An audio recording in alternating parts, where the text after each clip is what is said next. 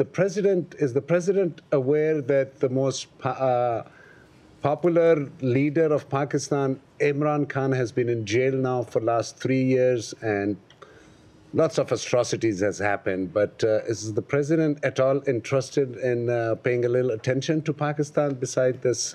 Well, I will answer that, noting that in his address to Congress, the president announced the arrest of an ISIS-K operative and planner responsible for the deaths, as I mentioned earlier today, of the 13 brave American service members and over 160 Afghans at Abbey Gate, that he is now in custody. And we extend our gratitude to the government of Pakistan. We do, for their partnership in bringing Mohammed Sharifullah to justice. We would also now refer you, for those who want more information, to the Department of Justice for further information regarding his case. We have, regarding Pakistan and the nature of our relationship, we have a common interest, obviously, in fighting terrorism, and the arrest of this terrorist also illustrated that U.S.-Pakistan cooperation on counterterrorism remains vitally important. So thank you, sir. All right, so now, Andrea, we'll move on here. Thank you very much, and thank you and welcome. And I think all of us are very grateful that the briefings are starting and that you were good. I hope to. I won't always necessarily. I hope my goal is to make you all happy. Of course, that will be impossible. And I appreciate your patience with me today, as I'm learning clearly the depth. This room, we've got an overflow room. We have. I don't want to say any numbers. I've just remember, I pledge not to give you numbers.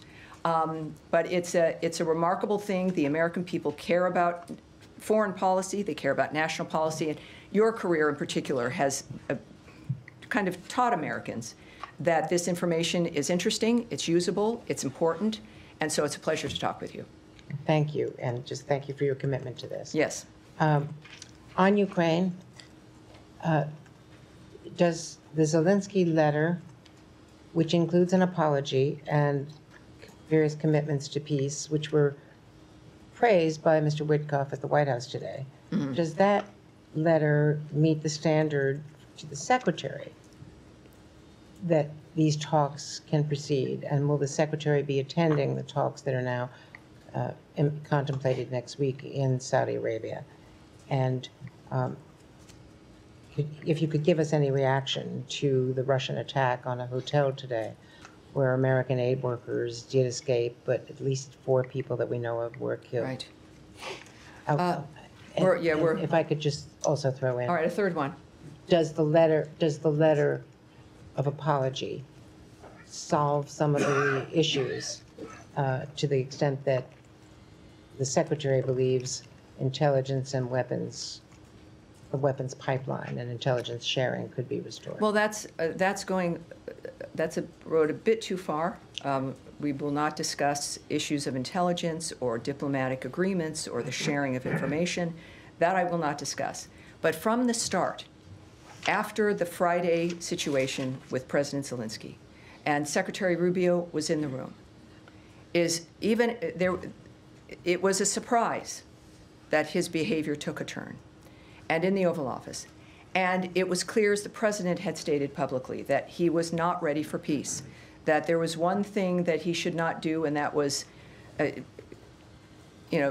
damage the nature of what was transpiring there, because we want to help him. We want to help Ukraine. We have been the biggest supporters of Ukraine in this conflict than anyone else in the world. We have made it very clear from the start how we feel about this situation. But even after that, even that same night and continuing on, there was an open door that he wasn't ready for peace. If he becomes ready for peace, he can come back to the table. It was certainly not something that eliminated the potential to continue. But what it did do was highlight, and clearly with the follow-up message from President Zelensky, there was an awareness that, as he said, it did not go as planned, right? It was not a situation that was good or helpful, and as I'm paraphrasing here, and clearly indicated that he was ready to come back.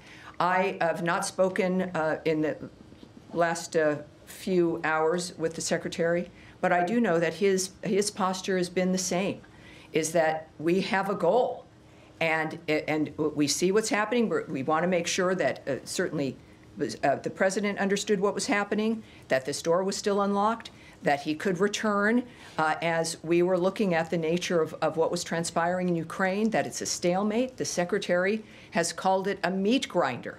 Hundreds of thousands of people dead, and the carnage not stopping.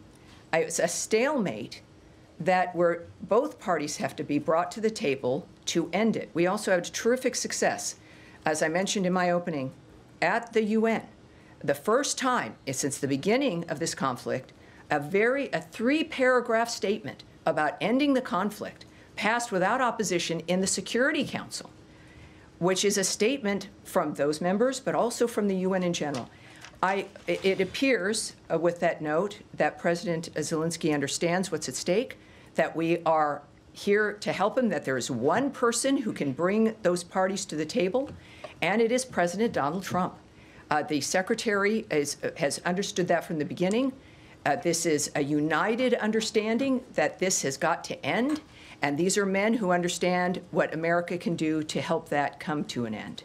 And I would believe, with what has been said before, that in fact, if the President and the Secretary believe that President Zelensky is serious and that we can move forward, they have stated, in fact, that we would. So we look forward to that.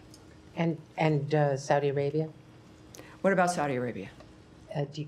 Is it contemplated that the Secretary would be attending? I cannot comment, certainly, on issues that either have been discussed in a diplomatic framework or arrangements that might be implemented regarding these kinds of diplomatic negotiations or efforts. So I'm sorry, but I can't do that. All right, yes, sir, in the back. Tom Bateman from the BBC. Thank you for starting the briefings again. On the issue of European peacekeepers, which the British and French have both said they're prepared to put into Ukraine under the president's plans, we heard from Sergei Lavrov, the Russian foreign minister, today, who said that this would mean direct, official and unconcealed involvement by NATO countries in a war against the Russian Federation. There is no room for compromise, and this is an overtly hostile aim. Do you have any concerns about that? Well, I don't comment on remarks by leaders or foreign ministers of other countries.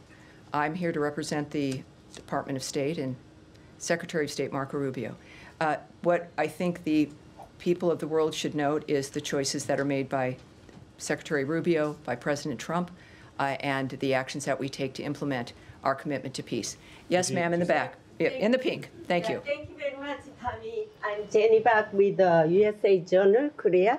I have 2 questions. First question, President Trump pointed out in his State of the Union address that South Korea has imposed tariffs 4 times higher. What measures will the United States take to resolve the tariff issue with South Korea? Second question. Last week, the North Korean Workers' Party secretary visited Russia and met with President Putin to upgrade the level of the Russia and North Korea alliance. Does the United States believe that the North Korean troops should withdraw from Russia to end the war between Russia and Ukraine? Well, thank you. Yes, thank you. I really can't remark on issues of the North Korean relationship with Russia at this point, or that particular regional effort or action that may have occurred. So that's not something I can remark on right now.